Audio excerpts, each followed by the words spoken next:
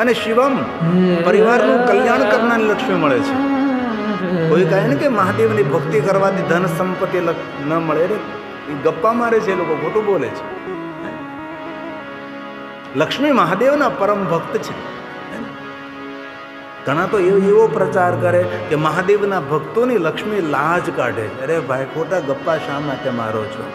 શાસ્ત્ર સંમત કંઈક વાત કરો ને, ખોટું બોલો, સમાજને માર્ગદર્શન કરો છો.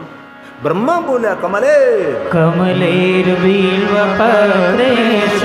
કેટલી સુંદર વાત કરી. જે કમલ પુષ્પો આજે આપણી પૂજા સ્થાપનની અંદર અહીંયા જ્યાં આપણે જજમાન શ્રીઓ બધા સવારમાં 2-3 કલાક પૂજા કરે છે. કેટલી આમ હજારોની સંખ્યામાં ભગવાન પોથીજી બિરાજે છે, શિવપ્રાણ ભગવાન બિરાજે છે.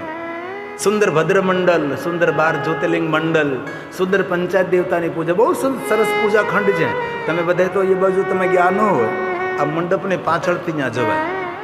આ બાજુ છે જ્યાં મહેમાનોનો આદર સત્કાર ખંડ બનાવ્યો છે, સત્કાર ખંડ એની બાજુમાં છે. અહીં પંચદેવની પૂજા છે. ત્યાં જ ભગવાને 1000 કમળોની પૂજા કરી છે.